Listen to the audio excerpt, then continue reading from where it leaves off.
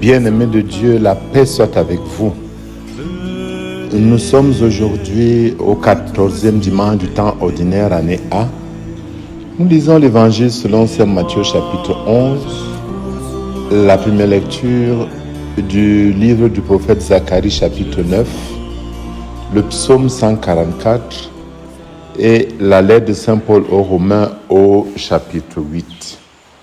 Dimanche passé, bien-aimés de Dieu, nous avons médité sur l'accueil de la femme sunamite réservé au prophète Élisée, ainsi que l'appel à l'accueil que lançait le Christ, nous proposant d'être nous-mêmes des prophètes, des justes et les petits. En ce dimanche, la liturgie nous donne de comprendre que Dieu agit en ceux qui se donnent à lui, ceux qui font sa joie en accueillant son message. Père, Seigneur du ciel et de la terre, je proclame ta louange. Ce que tu as caché aux sages et aux savants, tu l'as révélé aux tout petits. Bien-aimé de Dieu, le Seigneur manifeste sa puissance sur les pauvres en esprit. Ils trouvent repos auprès du Seigneur en prenant son joug. Prenez sur vous mon joug, dit Jésus.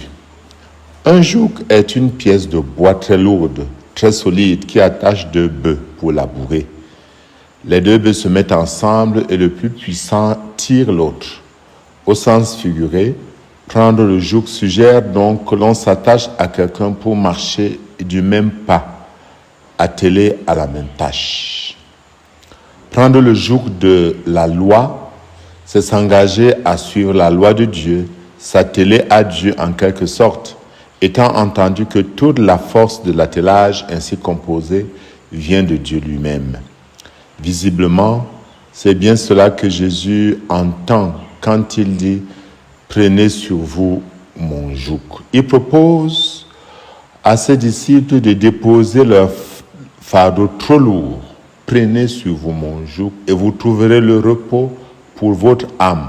Oui, mon joug est facile à porter et mon fardeau léger.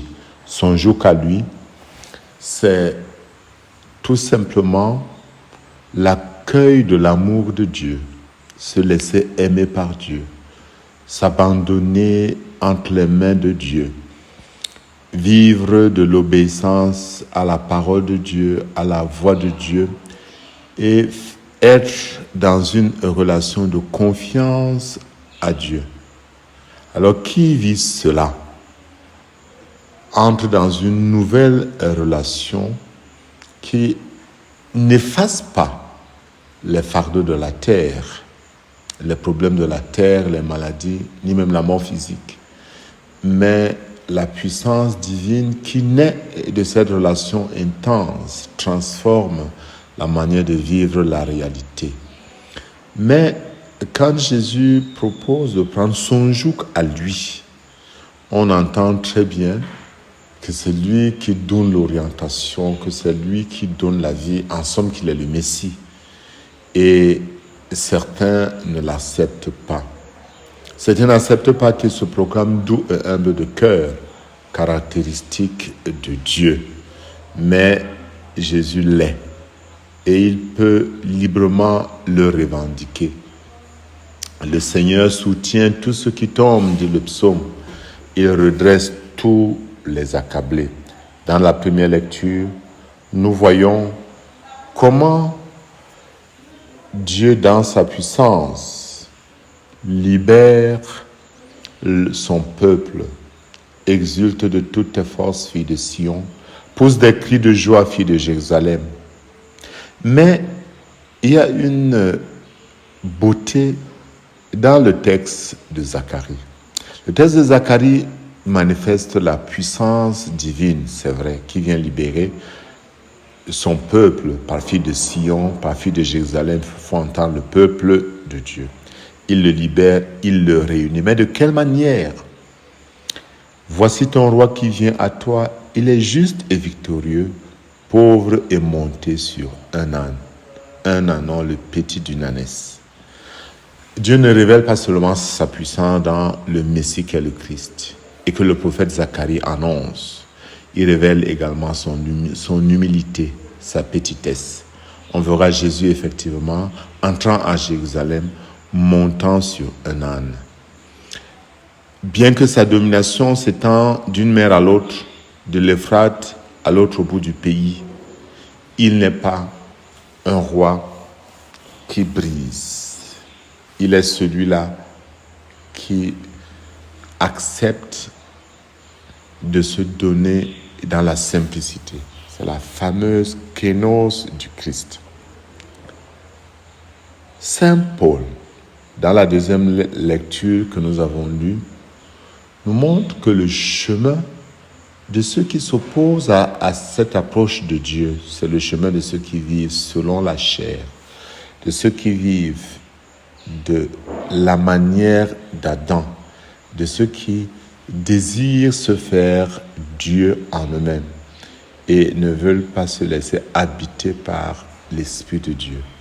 Ceux que l'Esprit de Dieu habite sont dans toute une autre dimension. Ça nous rappelle ce que Jésus lui-même disait déjà dans l'Évangile selon Saint Jean, en disant que si quelqu'un m'aime, il gardera ma parole, mon Père l'aimera, et nous viendrons vers lui, et chez lui nous ferons une demeure, une habitation. Ceux qui sont habitation de Dieu. L'esprit de celui qui a ressuscité Jésus le Christ d'entre les morts habite donc en eux. Et cet esprit les ressuscitera au dernier jour. Il donnera la vie à leur corps mortel. Il faut entendre deux choses. La promesse de la résurrection au dernier jour, certes, mais également la puissance transformante de Dieu qui agit déjà en eux aujourd'hui. Parce que l'amour de Dieu répandu dans notre cœur par l'Esprit Saint fait de nous de nouvelles créatures. Notre relation avec les autres, notre relation avec le monde, notre relation avec nous-mêmes, notre relation avec Dieu change. Notre relation devient tout autre chose parce que transformée et touchée par l'Esprit Saint. Mais notre relation avec Dieu se vérifie dans la relation que nous avons avec les autres. Donc, nous sommes aussi transformés par notre manière de traiter les autres. La joie que nul ne peut nous ravir est un don accordé par le Seigneur à ceux qui entrent dans la louange en vivant selon l'Esprit. Notre vie chrétienne ressemble parfois à une succession épuisante de négociations avec Dieu. La liturgie de ce dimanche nous ouvre à une autre dimension, à une autre manière de voir. C'est de ceux-là qui se réjouissent de ce que Dieu fait, qui se laissent guider par Dieu, qui se laissent porter par Dieu, qui se laissent entraîner par Dieu.